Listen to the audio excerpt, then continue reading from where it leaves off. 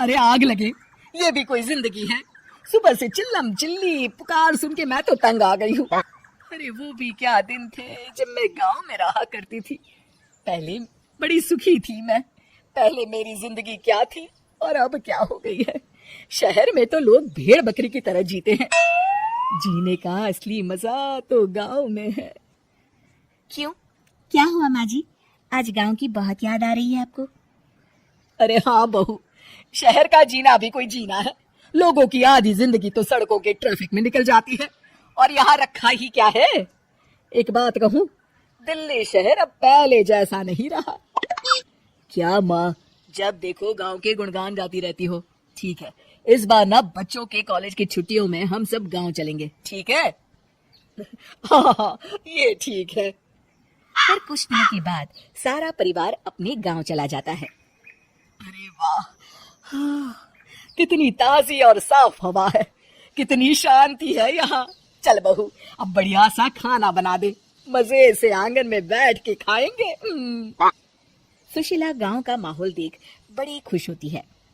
2 दिन के बाद गांव की कुछ औरतें सुशीला के घर आती हैं। बड़े दिनों के बाद गांव आई है सुशीला। हमें तो लगा कि तू शहर जाके गांव को भूल गई। और बतिया, तेरी बहू कैसी है? जरा मिलवा तो उससे। अरे मेरी बहू तो लाखों में एक है। बड़ी किस्मत वाली हूँ मैं जो मुझे जानकी जैसी बहू मिली है।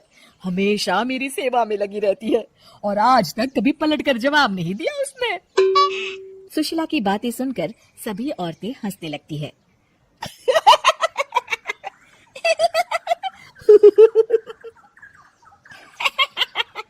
अरे कुछ अभी बोले जा रही है। तबीयत तो ठीक है? तेरी बहू चांद से आई है क्या? क्यों बहनों, दुनिया की कोई भी बहू अच्छी होती है क्या? सब औरतें ममता की हाँ में हाँ मिलाती हैं। अरे मैं तो कहती हूँ दुनिया की हर बहू सास का खून चूसने वाली डायन होती है, डायन।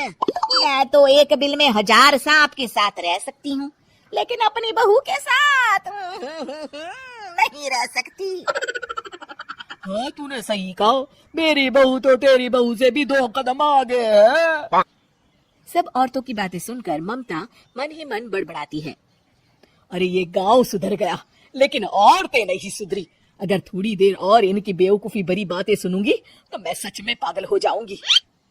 फिर सुशीला उन औरतों को घर से दफा कर देती है और राहत की सांस लेती है। अरे बहू, जरा बाम लाके मेरे सर पर तो लगा दे। उन औरतों की फालतू बातें सुनकर मेरा सर चकरा गया है। इस गांव की औरतों का तो भगवान ही मालिक है। फिर अगले दिन सुशीला की सास उससे कहती है, अरे बहू, तू यहाँ क्या आराम फरमाने आई है? आखिर ये तेरा ससुराल है। चल चल, घर के कामों में हाथ बटा। शहर में कुछ काम धाम तो करती नहीं है। जरा अपने आप को तो देख, कितने मोटी हो गई है। सारा दिन घर का काम करने के बाद शाम को सुशीला, हाय मेरी कमर, हाय मेरे पैरों ने तो जवाब दे दिया। आज तो मुझसे मक्खी भी न मारी जाएगी। अरे बहू, जरा आकर मेरे हाथ पैर तो दबा दे। जी माँ जी, अभी आती हूँ। तभी सुशीला की सास जानकी को रोकते हुए कहती है, अरे रुक जा बहू, एक दिन काम करके इसको इसकी नानी याद आ गई। हम लोग तो रोज इतना काम करते हैं, कोई जरूरत नहीं इसके हाथ पैर दबाने की। सुबह तक सब ठीक हो जाएगा। सुशीला अपनी सास की बातें सुनकर हैरान रह जाती है।